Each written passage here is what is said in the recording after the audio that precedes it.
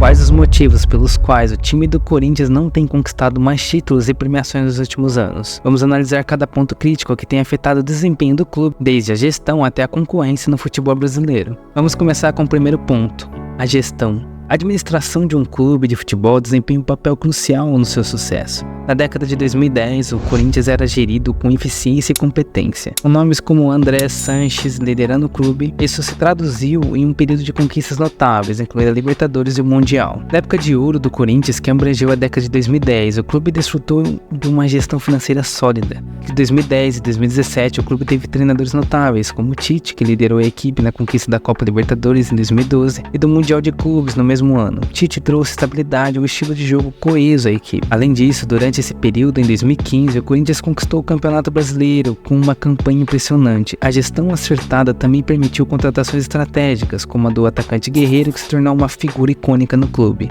No entanto, a situação mudou nos últimos anos. A gestão financeira enfrentou desafios, resultando em dívidas significativas. A rotatividade de treinadores aumentou, com nomes como Silvinho e Wagner Mancini, que não conseguiram alcançar o mesmo sucesso de seus antecessores. A falta de estabilidade financeira também impactou a capacidade de contratar jogadores de alto nível. Contratações caras nem sempre se traduzem em sucesso no campo. Outro ponto relevante é a recente falta de conquistas expressivas. Desde o título do Campeonato Brasileiro em 2017, o Corinthians não conquistou títulos importantes, um contraste notável em relação à época de ouro. Comparar esses momentos chaves na história do clube nos leva a refletir sobre a importância da gestão eficaz. Na década de 2010, o Corinthians demonstrou que uma gestão sólida pode levar a grandes triunfos, enquanto os desafios atuais destacam a necessidade de restaurar a estabilidade financeira e tomar decisões muito estratégicas e bem acertadas. O segundo ponto de consideração é a rivalidade. O Corinthians é palco de algumas das rivalidades mais intensas do futebol brasileiro, em particular com clubes como Palmeiras e São Paulo. Esses duelos acirrados têm um potencial significativo para influenciar o desempenho do Corinthians. Na época de ouro, o Corinthians frequentemente se destacava nesses confrontos, resultando em vitórias memoráveis que escoam na memória da torcida. Um exemplo notável foi a vitória por 6-1 sobre o São Paulo na Libertadores de 2012. Além de solidificar a posição do Corinthians como time de elite, essas vitórias elevaram a moral da torcida a níveis exuberantes. Durante a década de 2010, o Corinthians experimentou uma era de ouro marcada por conquistas significativas, incluindo a Copa Libertadores e o Mundial de Clubes em 2012. No entanto, essas vitórias também intensificaram a rivalidade com o Palmeiras e o São Paulo, que buscavam conquistar títulos internacionais semelhantes. Perde o título, Corinthians? Eu acho que perde o título do Corinthians pro Palmeiras. Os confrontos contra esses rivais eram frequentemente momentos de grande tensão e expectativas. As partidas se transformavam em verdadeiras batalhas épicas, onde a pressão e a intensidade atingiram níveis máximos. Enfrentar adversários de alto nível, como o Palmeiras e o São Paulo, tanto em competições nacionais quanto internacionais, impõe um desgaste adicional à equipe do Corinthians o tempo todo. Nos últimos anos, a rivalidade continua a ser uma parte fundamental do cenário do futebol brasileiro. O Corinthians não só enfrenta a pressão de competir por títulos, mas também é de manter sua posição de destaque em relação aos rivais. E essa alta expectativa dos torcedores e o desejo dos adversários de derrotar o Corinthians aumenta a pressão sobre a equipe e faz que os treinamentos sejam específicos para cada time no qual ele vai batalhar. Comparando com o passado, podemos constatar que o sucesso do Corinthians na década de 2010 ampliou a rivalidade com os outros clubes, tornando cada partida contra esses rivais ainda mais crucial e emocionante, e uma expectativa deliberada da torcida. No entanto, é fundamental reconhecer que a gestão e o desempenho da equipe desempenham papéis igualmente significativos nesses confrontos rivais. Terceiro ponto essencial é o elenco. O elenco de um time é um dos principais pilares do sucesso. Na época de ouro, nomes como Ronaldo, Paulinho e Guerreiro se destacavam. Eles não apenas eram habilidosos, mas também tinham a capacidade de decidir partidas inteiras. Por exemplo, Ronaldo era um artilheiro nato, com uma habilidade incrível de marcar gols em momentos cruciais. Paulinho, um volante versátil, contribuía tanto na defesa quanto no ataque, oferecendo um equilíbrio fundamental. Guerreiro era conhecido por sua capacidade de finalização e sua presença na área. No entanto, nos últimos anos, a qualidade do elenco do Corinthians pode ter diminuído efetivamente. Contratações caras nem sempre trouxeram o mesmo impacto. Por exemplo, a chegada de um centroavante recém-contratado em 2023 pode ser comparado com o Guerreiro. Embora o novo jogador tenha potencial, ele está em processo de adaptação ao clube. Por isso, vemos uma equipe com um elenco talentoso, mas talvez nem sejam jogadores tão icônicos como os mencionados anteriormente, até mesmo porque eles têm uma carreira sólida e um bom histórico de futebol. A ausência de uma estrela que possa decidir jogos importantes também tem pode afetar os resultados recentes. No cenário atual, nomes como Fábio Santos, um lateral esquerdo com história no clube, e Matheus Vital, um meio-campista com grande potencial, são considerados peças-chave. No entanto, a falta de atacante goleador de renome internacional pode ser um desafio. A qualidade do elenco é um fator crucial para o sucesso em competições nacionais e internacionais. A comparação entre jogadores do passado e atuais destaca como a presença de estrelas e jogadores que pode fazer diferença em momentos cruciais é fundamental para o Corinthians. A renovação também se estende a outras posições, como meio campo e defesa. Novos talentos estão sendo integrados ao time, e a adaptação deles ao estilo do jogo do Corinthians é um processo em andamento e pode ser muito lento. O quarto ponto crucial é a das táticas e estratégias. O Corinthians era conhecido por sua solidez defensiva e eficiência em jogar disciplinadamente. Técnicos como Tite lideraram uma abordagem tática coesa que resultou em conquistas notáveis. Por exemplo, na final da Copa Libertadores de 2012 contra o Boca Juniors, o Corinthians venceu por 2-0 em uma exibição defensivamente sólida, uma estratégia que anulou efetivamente as ameaças do Boca Juniors. Esse jogo ilustra a eficácia das táticas empregadas. Outro exemplo memorável foi a final da Mundial de Clubes de 2012 contra o Chelsea. O Corinthians adotou uma abordagem tática que focava em defender bem e explorar oportunidades de contra-ataque. A vitória por 1-0 sobre o Chelsea, uma das equipes mais fortes da Europa na época, demonstrou a eficácia das táticas empregadas. No entanto, nos últimos anos, as táticas podem ter variado. Algumas vezes, a equipe parecia buscar um jogo mais ofensivo, enquanto em outras priorizava apenas a defesa.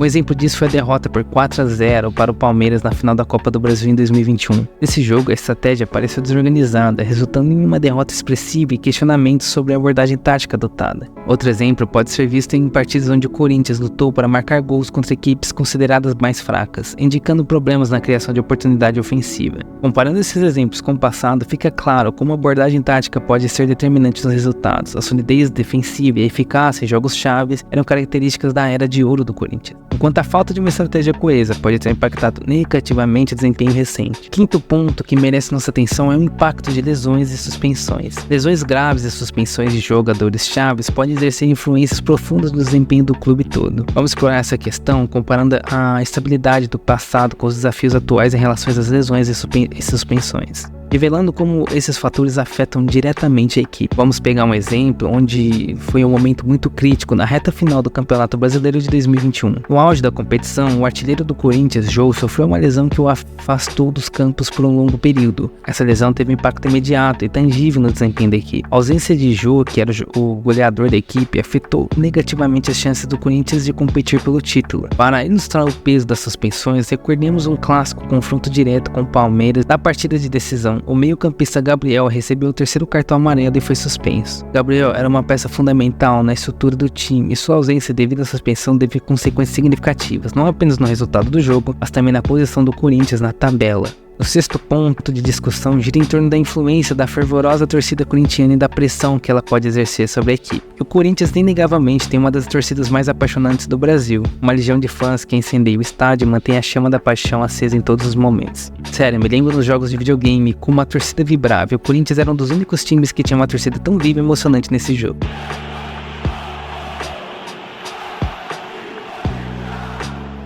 Porém, essa paixão fervorosa também pode se manifestar em pressão intensa sobre os jogadores nos momentos mais difíceis. Um exemplo marcante da influência positiva da torcida pode ser encontrada na histórica vitória do Corinthians sobre o Palmeiras em 2017. No famoso derby paulista, com a torcida corintiana lotando a Arena do Corinthians, a energia e a paixão dos torcedores impulsionaram o time. Os jogadores responderam ao apoio maciço com desempenho inspirado, conquistando uma vitória crucial. A torcida foi o 12º jogador, elevando a moral e a confiança da equipe. Por outro lado, partidas em que a pressão da torcida se tornou um desafio para os jogadores também mereceram destaque. O exemplo pode ser encontrado em momentos de tensão, como um confronto decisivo na reta final de um campeonato. A expectativa dos torcedores era palpável e a equipe enfrentava dificuldades em campo. A torcida ávida por resultados positivos poderia, inadvertidamente, aumentar a pressão sobre os jogadores, criando um ambiente desafiador. É importante reconhecer que a relação entre a torcida e a equipe é complexa. A torcida é o coração do Corinthians, um apoio inestimável, sua paixão é inegável. No entanto, é essencial entender como essa paixão pode se manifestar de diferentes maneiras, influenciando positiva ou negativamente o desempenho do time.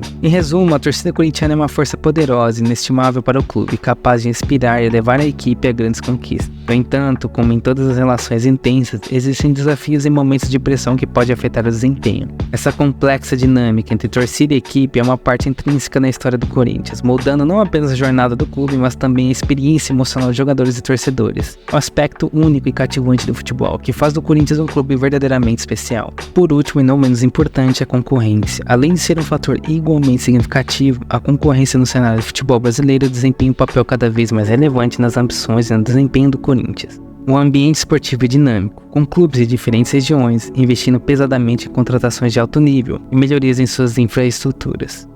Essa crescente concorrência tem um impacto profundo no desempenho do Corinthians em sua busca por títulos e premiações. Um exemplo notório é o crescimento do Flamengo como competidor de destaque. Nos últimos anos, o Flamengo investiu pesadamente em jogadores de alto calibre, resultando em conquistas notáveis, incluindo a Copa Libertadores em 2019 e a Supercopa do Brasil. Essas vitórias aumentaram a concorrência no cenário do futebol brasileiro, criando um desafio adicional para o Corinthians. Além disso, equipes de outras regiões do Brasil, como o Internacional e o Atlético Mineiro, também investiram em jogadores de destaque e se destacaram em competições nacionais. Clubes de outros países da América do Sul, como o Palmeiras na disputa da Libertadores, também se tornaram concorrentes formidáveis, o que amplia a concorrência com o Corinthians.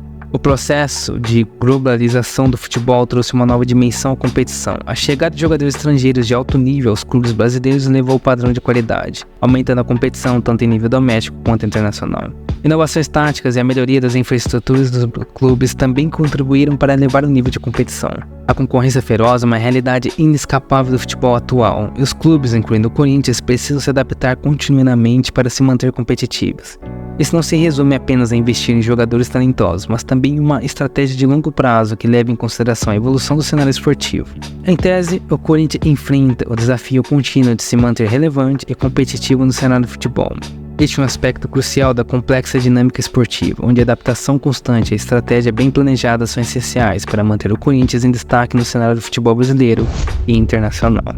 Não esqueça de sair desse vídeo sem deixar seu like, se inscrever no canal e ativar o sininho para não perder os próximos vídeos.